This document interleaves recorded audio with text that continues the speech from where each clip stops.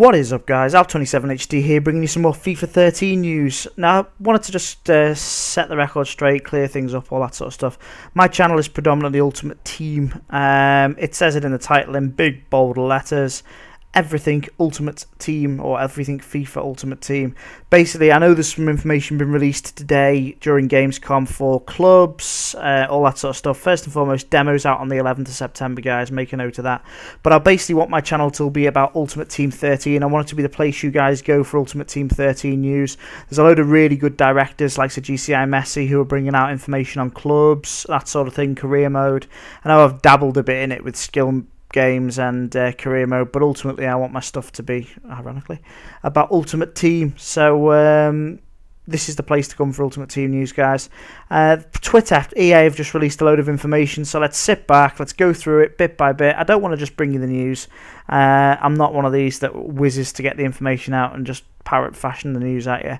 But we'll have a look at what EA have had to say on Twitter and how I think it will affect the game. So let's get cracking, guys, with their first tweet on Ultimate Team 13. And their first tweet was basically with reference to the main menu redesign. And as you can see, the tweet is as follows: main menu entirely redesigned, navigate quickly with dynamic information, keeping you up to date. So let's have a look at this wonderful new fandangled main menu, shall we? First thing that jumps out at you is, fuck me, it's pretty. It is a lot nicer than the existing menu. As you can see at the top, you've got play, you've got squads, you've got store, packs and all that, you've got trade, and you've got the club itself. So not dissimilar to what we've got at the moment, but as you can see underneath that, it is broken up beautifully, nicely. It's not all done in one vertical, linear kind of do this, do that, do the other. You have single player tournaments, you have online tournaments, you have single player seasons, and you have online seasons. I'll be talking about seasons a bit later on. You've also got Team of the Week Challenge, another point that will be brought up with a later tweet from EA.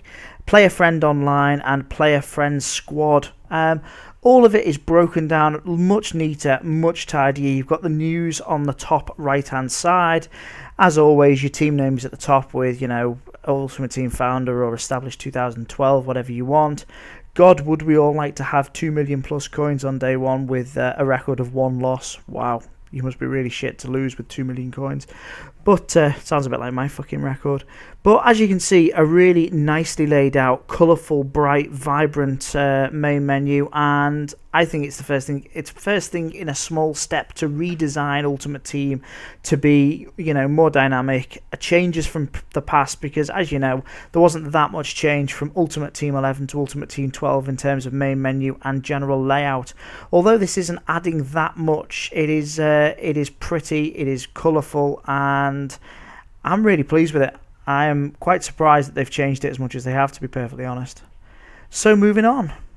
So the next thing from EA, online and single player versions of seasons are now available in Ultimate Team. This is something I am really excited about. Anyone that's watched KSI's Race to Division 1 will know how awesome Seasons is. Basically, it's where you have to work your way up through divisions, winning games. It's very much like, well, literally as it sounds, like a mini football season in one. You play, I think, a set number of games, and depending on the number of points you get relegated or promoted to the next divisions. They have cup matches built into it.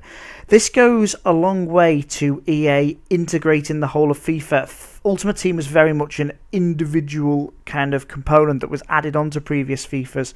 This goes some way to EA kind of introducing, you know, the adding seasons to Ultimate Team, and it just binds the whole game as a whole together. It's not just Ultimate Team is this, Seasons is this, online is that. So I quite like it. I think it is a very, very welcomed addition. Next bit of news for you guys. As you can see, Seasons, there will be 5 divisions in Seasons to prove your Ultimate Team ability. 5 divisions is awesome. As you know, as the divisions get higher up, the harder things get. So having 5 divisions in there means it's going to be a real challenge for you guys. And it gives you a purpose with your Ultimate Team. It gives you something to aim for. In the past, it was win a cup, get a little tick at the top of the screen to say you've got a trophy. Whereas with this, it gives you true direction. It gives you a purpose for making great teams. It gives you a purpose to move forward. Next bit of news, single player seasons in Ultimate Team or FIFA Ultimate Team have eligibility requirements, whereas online it is all about bringing your very best squad. So online in seasons we are going to be bringing the best teams, you're going to be facing people, whether the handicap exists, some people say it doesn't even exist, it fucking does. You know, it means you're going to be facing with your best teams, trying to do your best to get up the divisions and eventually, obviously, win the whole of seasons and get to the top of Division 1. In terms of single player, this eligibility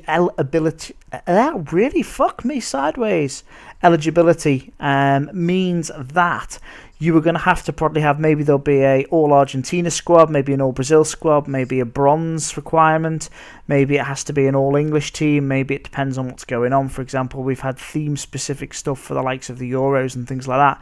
So I think it's a really good idea. I'm glad they haven't restricted the online version of seasons like that, but it certainly looks like they're spicing up the single player, because at the moment, I'll be honest with you, I've not played a game of single player Ultimate Team in my life.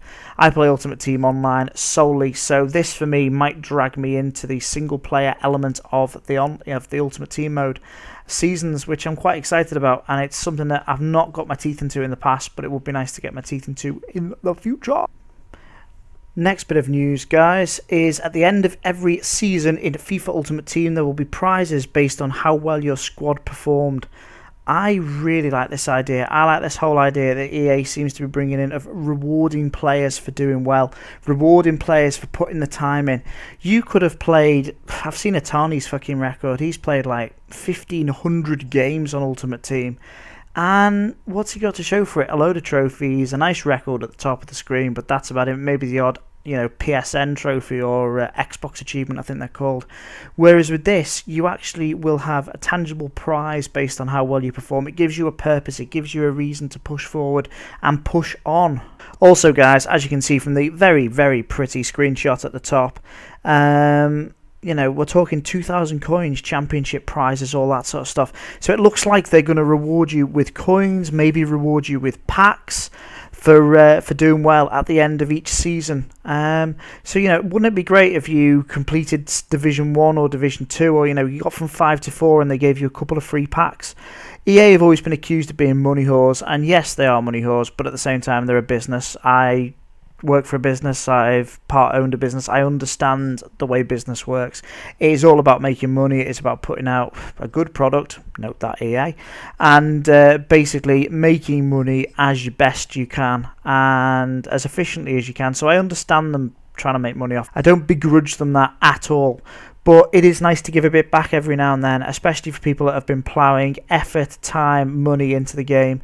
So getting the likes of 2,000 coins, 5,000 coins, getting free packs when completing your single and multiplayer, it's kind of an extension of what we get at the moment, but hopefully they'll give bigger and better prizes. Because at the end of the day, guys, let's be honest, it doesn't cost EA fuck all to give you guys a couple of free packs. Give you 10 free packs. If you complete the whole of seasons and you complete it to Division 1, I think EA should be giving away 10 premium gold packs. Imagine that as an incentive to create your team, and it's going to make people plough money in, it's going to make people put real money in, it's going to make people put real effort in, and I think they have to give a bit back. You have to spend money to make money, and I think they have to give a little bit back in order to really reward the players that plough, in some cases, hundreds and hundreds of pounds into this game every single year. So hopefully you've enjoyed part 1. Part 2 will be coming out shortly, but I wanted to give you guys a flavour of my thoughts, not just Pirate Fashion with the news, but my thoughts on how I think these changes are going to affect us overall. And when we come back with part 2, we're going to have stuff on fitness, we're going to have stuff on morale, and we're going to have stuff on rewards. Take care of yourselves, guys. Please like, sub, comment. Catch you later.